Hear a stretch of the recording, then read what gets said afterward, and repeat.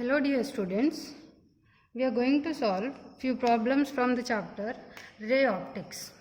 So this chapter basically it consists of, you will get 9 marks question from this chapter in your final exam.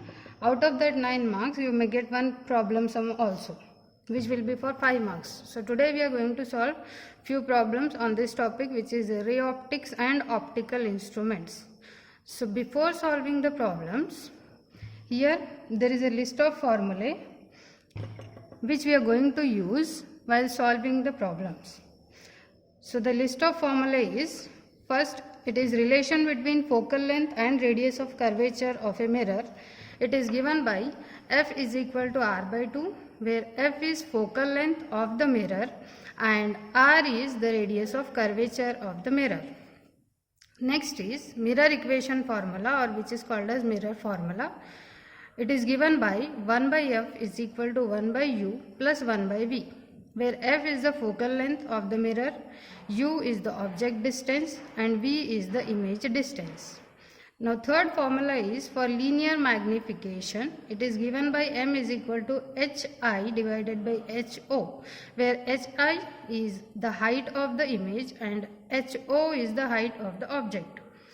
If you want to write linear magnification, or if you want to find linear magnification in terms of object distance and image distance, then the formula for linear magnification is given by m is equal to minus v by u. And this formula stands for both convex as well as concave mirror. This linear magnification formula in terms of heights is same for lens also, whereas in terms of image distance and object distance, in case of lens you have to take the formula with the plus sign, and in case of mirror you have to take it with the minus sign. And magnification in terms of object distance and focal length is given by m is equal to f divided by u minus f, where the quantities have been defined in the earlier case.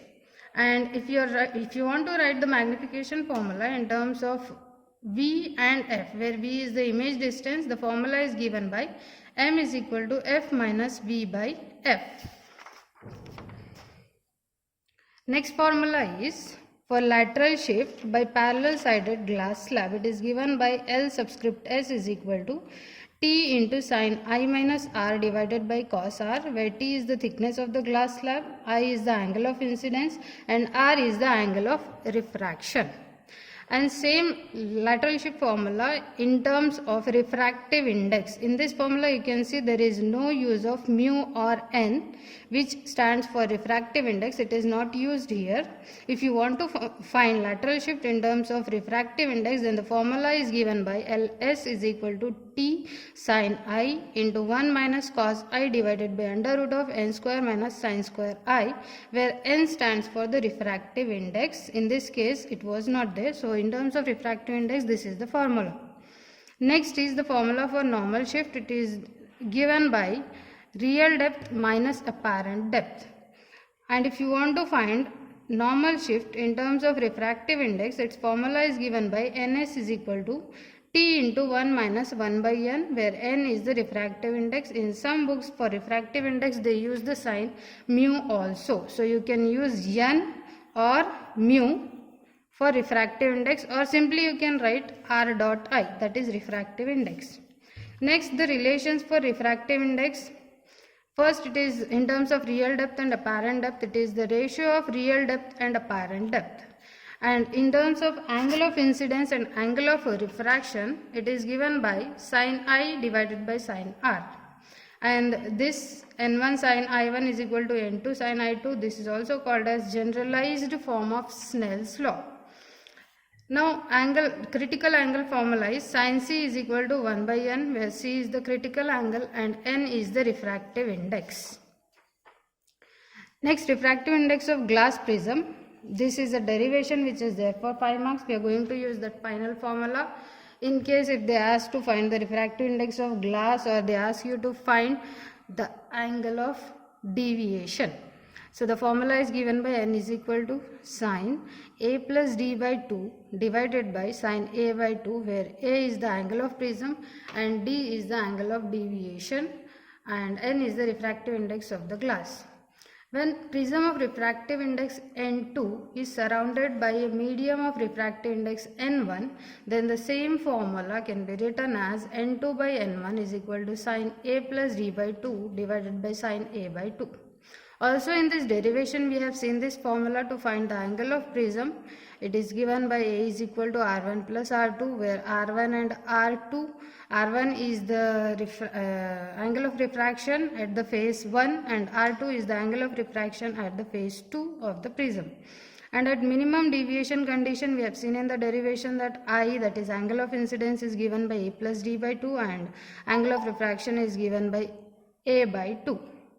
And deviation due to thin prism, that is, it is a case of the same derivation.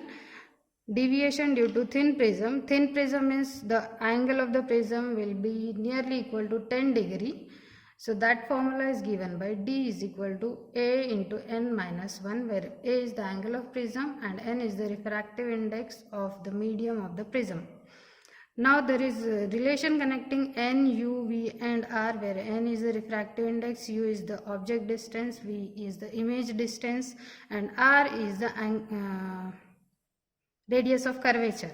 So that relation connecting all these four is given by n2 by v minus n1 by u is equal to n2 minus n1 divided by r, where n2 is the refractive index of image space, v is the image distance, n1 is the refractive index of object space and u is the object distance. n2 minus n1 is the difference of refractive indices of the two medias and r is the radius of curvature. Next is lens maker's formula. It is given by 1 by f is equal to n minus 1 into 1 by r1 minus 1 by r2. Sorry. If the medium surrounding lens is other than air or vacuum, then the same lens maker's formula is given by 1 by f is equal to n2 by n1 minus 1 into 1 by r1 minus 1 by r2, where r1 and r2 are the radii of curvature of the two spherical surfaces of a lens. As we all know that a lens will be having two spherical surfaces if it is a convex or a concave lens, but if we are using a plano-convex or a plano-concave lens, then we will have a single spherical surface. Next is power of a lens. So power of a lens is given by P is equal to 1 by f, that is reciprocal of the focal length, where f is the focal length of the lens and P is the power of the lens.